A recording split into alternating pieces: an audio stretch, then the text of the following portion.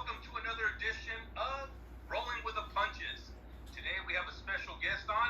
I think he made history last week. He's going to tell us all about it. And right now I'm going to hand it over to our colleague and my co-host and the man of the hour, Dave Contreras, out there in Fort Lauderdale, Florida. Hey, thank you, Jaime. Jeremiah, welcome to our show. It's great to be here. I'm going to tell you, it's an honor to have you. I've been watching you for years, and you were telling me that you've been actually announcing a lot of fights for 20 years, right? Yeah, I've been announcing generally as an announcer for 20 years for pro boxing and amateur boxing. I started announcing about 10 years ago, and good buddy of mine, Jesse Morales, in Pasadena, Texas, man, he's the one that made it. He's the one that kind of nudged me. He's like, bro, you announce already. Why don't you love boxing? Go try it out. So I tried it out, and here I am. Well, I'll tell you, San Diego, I'm originally from San Diego. I'm living in Awesome. Fort Lauderdale. Aquí tienes tu casa in Fort Lauderdale, but I moved here a year ago. But in San Diego, when we'd be watching the fights here, the Golden Boy fights, where you'd make a lot of the announcements, the zone, you would have 15, 20 guys just sitting there, man, listening to you. And one of the things that made you famous, at least in San Diego, was those rings. Those big golden rings that you wear. And, a lot of us used to say, I wonder if it's a WBC, WBA ring. I No. wonder if it's a Super Bowl ring. But I just want to tell you, in San Diego, you're very popular. In Thank you. Tijuana, you're very popular. And we're going to make you popular here in Fort Lauderdale. Thank you. Awesome. Appreciate that. It's an honor to be on the show, and I'm ready to spill everything out. Whatever you need me to talk about, I'm here for it. All right. Well, Jeremiah, real quick, so you're from Houston, Texas, is that correct? I am born and raised in Houston, and I live in Austin, Texas now, where I call home. Austin, right on, beautiful out there. Oh, yeah. So Jeremiah, basically, man, there was some controversy last week. Yeah. With the fight with Jacobs and Rosado. At the end, there was kind of like a Steve Harvey moment, and it's like life happens, man, and Yeah. actually shit happens. Yeah. And as a matter of fact, we just want to hear what happened. Yeah, so as a ring announcer, it takes it's a special thing. Anybody can be a ring announcer, right? But to really be in there in the thick of it, in the middle of it, you got thousands, maybe millions of people watching you, and especially during these COVID fights, oh my God, totally different. You got no fans going on. Your brain is like, you can see all these seats, and you can see the big jefes right in front of you, like and you're I'm trying to be in my zone here and there. So, I can personally say that as a ring announcer myself, we don't get nervous, but we get these butterflies, these small little butterflies. The adrenaline starts kicking in, your juices are flowing. You want to do a good job, right? And as for me, I have a ritual, I keep that to myself, but I have a ritual that I do, and I didn't do it that day, which is out of all fights, I didn't do that ritual because I completely forgot about it, and I told myself, nothing's gonna happen, it'll be fine. Well, man, it happened for sure. So everything was going smooth throughout the fights. I don't believe I made any other errors as far as that. But as I was leaving my chair, the fight was over. All 12 rounds were over. I looked at my chair, and I usually take my fight card note with me inside the ring. I said, nah, I'm not going to do it. I was like, I'm not going to do it because I know where they come. I know what city they represent. Dumb idea. So I have my they give me the scorecard. I'm announcing the score correctly. And I take that little pause. Is that I'm scanning around, and I have my mic's slow. Oh, by the way, I brought my microphone here. So I'm gonna do something. I'm gonna do something once we're done here. So I have my microphone, and and I say, and I look right at Rosado, and as I'm turning, and I know in the back of my mind I'm saying representing Brooklyn, Brownsville, New York. And I'm wearing my Mike Tyson shirt, so hopefully the folks out in Brooklyn can forgive me and Brownsville can forgive me. But you know, I said from Philadelphia, and man, the first thing I saw was Rosado with his hands up in the air. I'm like, no, no. Oh my God, my heart just sank, and I see Danny Jacobs start walking towards me. I won, right? I'm like, from Brooklyn. Oh my God, man, you can imagine. I had that Steve Harvey moment, and I wanted to get out of that arena so damn bad, like fast. I was like, give me my damn check, y ya me voy la chingada. You know, I wanted to leave so bad, and I was like, you know, and I apologized to the head guy Sean, and I wanted to go apologize to the other guy Kevin, who runs the show as well, but I couldn't do it, man. It was just so embarrassing. It was just like everybody was just staring at me, and they knew that I screwed up. And at that moment, as I got out of the ring, I knew at that moment, I was like, yeah, I'm gonna become a meme somehow. Something's gonna happen. And what happens? Yep, I start getting all these messages, and oh my God. So I immediately went into my hotel room, and I put out an apology video for it. So I think that was necessary. You know, especially not only to, you know, Eddie Hearn and Kevin and Sean, but to the boxing fans all over, because, you know, that was mass confusion right there at that point.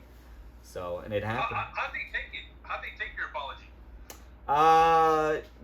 The Sean guy, he all he said, his heart jumped out and freaked out. Kevin, I have not heard from Kevin. Eddie Hearn seems like, you know, he's Eddie Hearn. He's gonna be cheeky about it, and he was cheeky about it on his tweet. He just says that I was the highlight of the night, which was, I mean, unintentional. Which was good. Which is You know good. what, Jeremiah? It was good because it was a very boring fight. Yes. And I'll tell you, Yeah. that woke me up. Yeah. I was sitting right here watching this fight, literally nodding, and when that happened, that woke me up. So thank you. Oh, no problem. Yes. Glad I can serve the masses with the screw up, but you know, it is what it is. People make mistakes. You know, a lot of ring announcers. It takes a lot of guts to be inside that middle of the ring. It really does. You know, it's not easy. Any ring announcer can tell you that it's easy to be in that ring, but it's not. You know, you want to bring a perfect show, at least close to perfect, but do your best in there.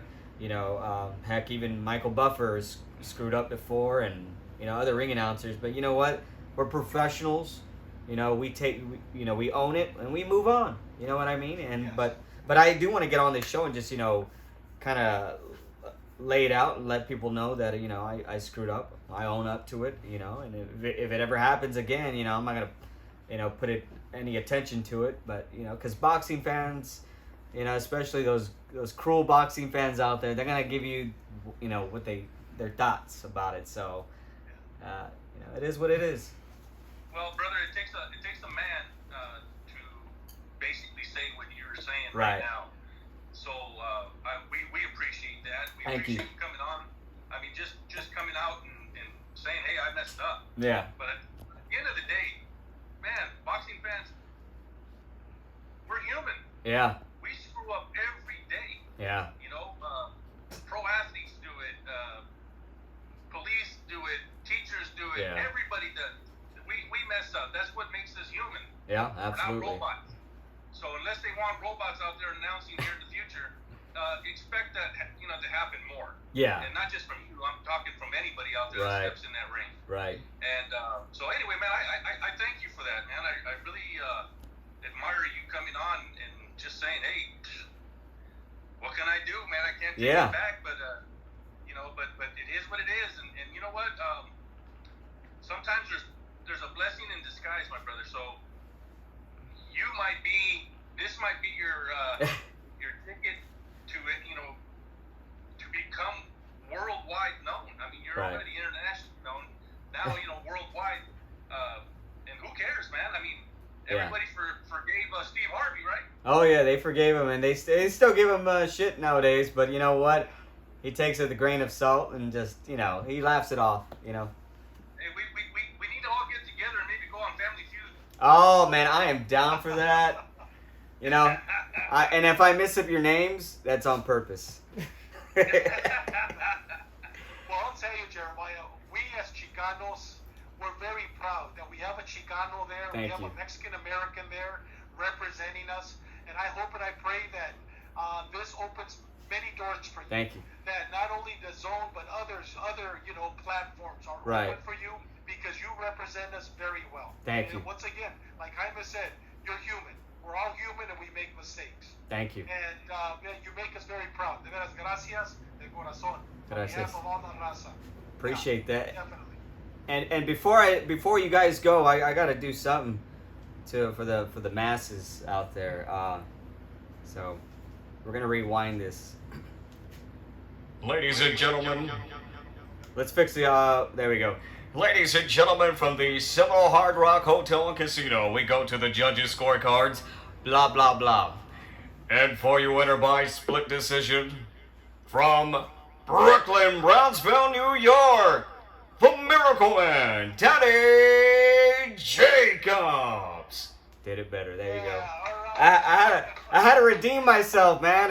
This is the first time I'm gonna be redeeming myself, and this is on the show with you guys. So Yeah, Rolling with the punches, baby. Rolling with the punches. that's it. exactly. That's it. Hey, Jeremiah, we have one last question Sure. for you. Predictions. This week we got a great fight coming up. Oh, yeah. We have Spence and Garcia. What's your prediction? Both Man. outstanding fighters.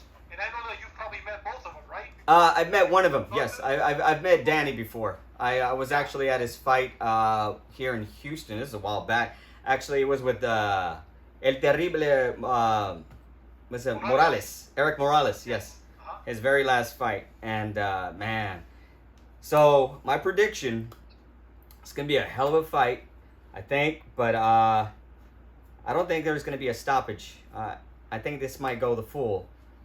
But I'm gonna say, I'm gonna say unanimous decision, Earl Spence, only because he has the advantage, man. He's at home. He's at home. He's home in Texas. So, yeah, UD for sure for Spence. But it's gonna be a heck of a fight. Like I said, my prediction, it doesn't matter. But that's who I have. Earl Spence as the winner. So, yeah. I don't know. What do you think? How about you, David? You know what? After Spence was involved in that car accident, Yeah. to me, for whatever reason, this is a fight to see if there was any traumatic effect, not only to his jaw, Yeah. psychologically, because I mean, flying through the air, Oh, yeah. losing all his teeth, breaking his jaws. It was a and lot. The psychological trauma affected to that, and Danny hits like a mule.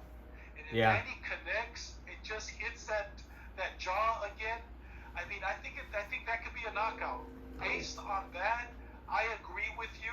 I think it's going to be unanimous decision. Spence, but if Danny with that left hit, if he just tags him, the fight's over. And Yeah. I hope Spence recovers from that and comes back. I hope But, so, mean, too. Danny does hit very, very hard. Yeah. So I'll go with you, unanimous decision. But I think it's going to be a great fight, an Yeah, outstanding fight. absolutely. What about you, Jaime? I see Danny has a little bit of an edge with experience and being in that main light. So that's going to help him. Spence, like Jeremiah said, has that hometown advantage. Texas don't mess around, so that's going to be huge for him. Yeah. But I think I'm not going to predict. I'm going to just make my own call after about the first 2 rounds, I think. I need to see how Spence reacts when he gets hit because, like you said, that accident, I know it had to take some kind of toll on him. Once again, he's human. Right. But I think if that accident wasn't in place, I have Spence all the way just because he's one of the stars of boxing right now. Yeah. Danny's on his way out now. If it was Danny in his prime and Spence in his prime, I'd have to go with Garcia. Sounds good. Hey. One last question, Jeremiah. Uh-huh. Your top 5, pound for pound. Top 5, pound for pound. Oh man. Whew. The first guy I'm gonna say. You mean since I've been around? Or are you talking about No, presently? right now. Okay. Man, that's a good one. For sure, Canelo Alvarez. Man. Let's see what else I could think. Delfimo for sure, but I don't know if I want to put him in either number 2 or number 4, number 5. Man, nobody's really ever asked me that. I can't really think. But I will say something. Do you think? Let me ask you this. Do you think that Ryan Garcia has a chance to be in not just in that top 5, but like top 10 by the end of 2021? Somebody asked me that today, and I thought about that. I was like, I don't know, man. He hasn't fought for a world championship, or anything like that. But do you think he will kind of totem pole, make his way up to the ranks eventually? I think if he beats Luke Campbell, Yeah. his next fight should be Haney, and after Haney it should be Teofimo. That's it. And I think That's if it. he fights Teofimo in 2022, Uh-huh. I think that's gonna take him where Oscar was, or even probably higher than where Oscar was. Yeah. But I think after this fight, if he wins, which I think he will, but I think it's gonna be a hard fight for him. I think Haney should be the next fight, and then Teofimo. And I think that yes, I do believe that he will be one day top 10. Top What 10. about you, Hyman? What do you think?